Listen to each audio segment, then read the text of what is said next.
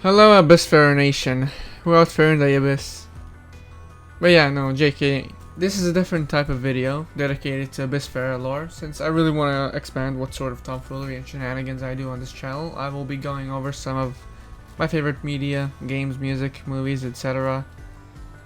It'll primarily just be some of my favorite stuff that I think you should check out, really. So, no more goofing around, let's just get this going. So let's start off with something familiar, something standard. Games. I love games. I love this world. I love you, Jeff. As mentioned way back when in the SMT5 video, some of my biggest impacts.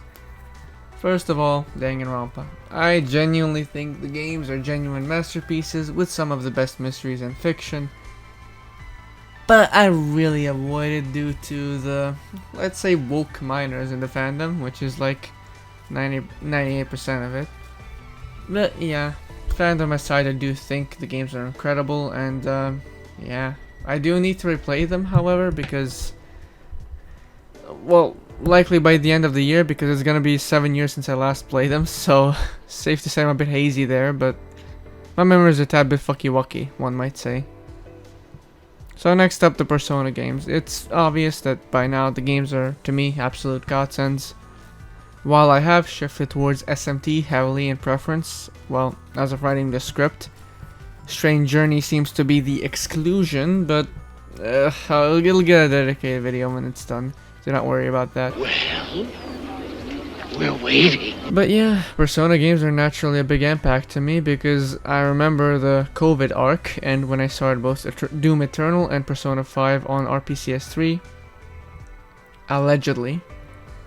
It was absolute cinema, man. How the times flew by. Besides Megaton, we got Yakuza. Yeah, it's such a niche franchise, so I wouldn't be surprised if you knew what it is. It's so wacky and out of left field. I don't know. I think it's a bit strange. Can't quite explain it properly because you just wouldn't get it. Okay, sarcasm aside, it's obvious. It needs no introductions. The biggest, non-Heroes of Might and Magic 3, game impact, and considering how much Persona impacted me, that is saying something. Something big, huge, massive, even. RGG is forever in my mind now, and probably until the end of time. But this stuff is all basically known by now, since SMT5 video. Nope, I haven't mentioned HOM 3, but I think HOM will get a dedicated video when I have the yearly few month addiction. It deserves it. Hell, I want to get a HOM 3 tattoo eventually as my first one most likely, so we'll see about that.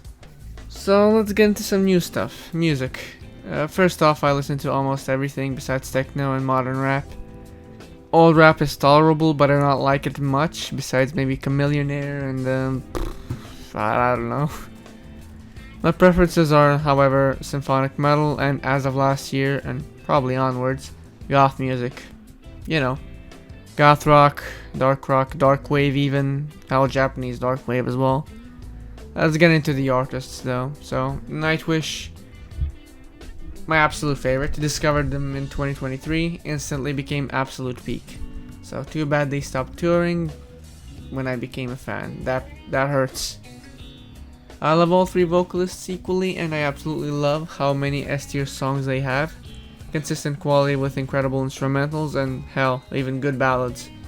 While I think Human Nature was a rough album, Yesterwind was definitely a step up, but as much as I love Floor as a person, no, not Floors, Floor Jansen, the singer, the GOAT, I have to admit that Tarja Nightwish era was absolute peak. Legit only bad part of Tarja's era was the first album, but then again, it was a stepping stone, it was something to try out. But yeah, this is my ranking of the albums. Definitely listen to Nightwish if you don't. I mean, they are not niche, obviously, but still, if you don't know them, look into them. Highly, highly recommended. And I highly recommend Century Child, Dark Passion Play, and Endless Forms Most Beautiful for the albums to introduce you. Next up, Ailstorm. My gateway into metal way back in 2019, and really the reason why my taste developed so much over the years. I love Chris Bowes, I love that man so much, he's so goofy. I love everything about him. I love the pirate BS he always comes up with. It's so refreshing. Ailstorm is such a feel-good band for me that I just can't help but smile at the amount of tomfoolery at display. Their older work is a bit more serious, yeah, but still has a good chunk of the funny shit. Like Nightwish, they really don't miss. This motherfucker don't miss. The emotional impact is God damn it. The emotional impact is insane. If I hadn't heard Drink way back in 2019, who knows what I would listen to now? Probably still Maroon 5 and fucking Imagine Dragons. But yeah, some of the albums to check out: No Grave But the Sea, Sunset on the Golden Age, The Goat, and Seventh Rum of a Seventh Rum. So finally, Epica. The big trio of Nightwish, Ailstorm, and Epica, my absolute favorites. So Epica is, to me, Nightwish but more niche, and actually at times even better. Simone is an incredible vocalist. The band has so many styles, and so far they don't really mess with the albums. They have longer songs, which I grew to love heavily, and death growls, which I finally developed a tolerance for.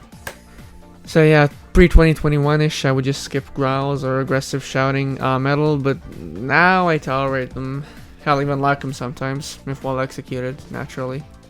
Epica is incredible to me, so highly recommend that you check them out. If you're interested in Latin lyrics and symphonic metal stuff, the usual combo.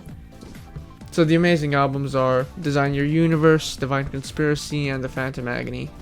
Those are the three I would recommend mostly. A few quick ones. Besides the main trio, System of a Down used to be second place for 3 years in a row on Spotify.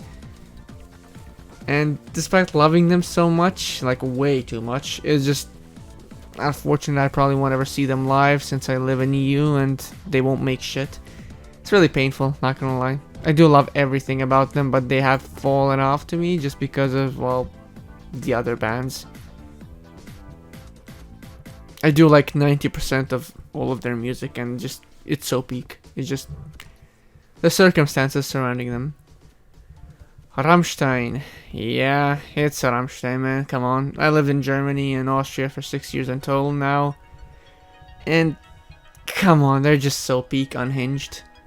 I love Till, dude. He's so... all of their concerts that I've seen on YouTube and shit like that is just so good looking. I really wish I went to one, but I haven't gotten the time to do it. But I do want to get that going at least once. Because holy hell, the amount of work they put into their concerts is fucking insane. So yeah, plus their music is incredible. I love the instrumentations and the lyrics a lot, and they're just unhinged basically.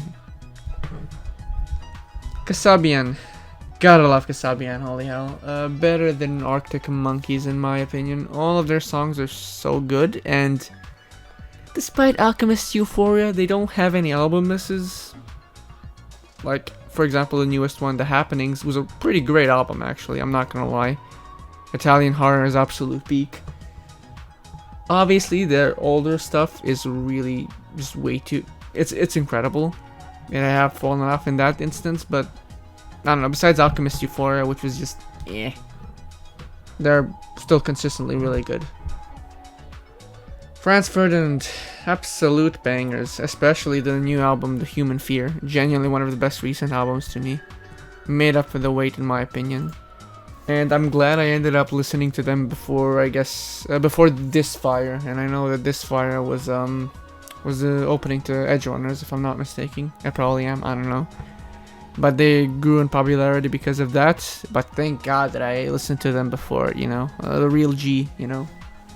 I was there before they were cool. I mean, they're always cool because of Take Me Out. Literally, a lot of people know them, but you know. Sisters of Mercy. Goth Arc hits different. I absolutely love their music, and they've skyrocketed to me, and are honestly likely gonna be in the top 5 soon enough. Like, they're getting up there. The only issue is that they just stopped making new music, and they're only live right now, and I just... the live versions don't sound good. I'm not gonna lie. I'm not gonna sugarcoat it. They don't sound that good. But the music, the studio records, they're so fucking good. Holy shit. But yeah, here's my big playlist for those interested. Moving on from music, finally, TV shows. I don't have too much to say about them because I don't really you know, watch stuff as mentioned in the YouTube videos that I do recently. The recent ones where I just mentioned, oh hey, I'm a YouTube guy, so I only watch YouTube primarily, like 99.9% of the time. So the shows that I've watched, yeah, there's just several basically. But yeah, my absolute favorite, tied between Community and Parks and Rec. Coming in third place would be It's Always Sunny, due to having the best cast out of any TV show, like. So yeah.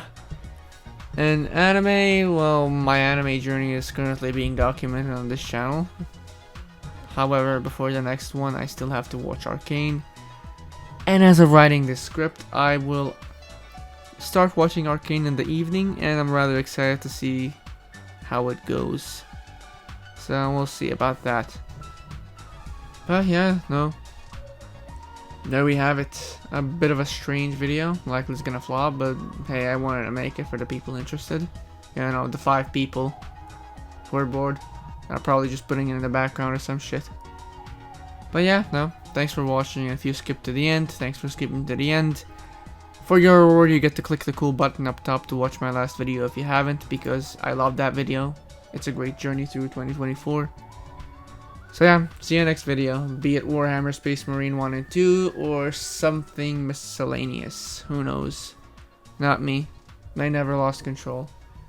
Your face to face with the man who sold the world. Yeah, anyways, see ya and take care. Bye-bye. Bye bye.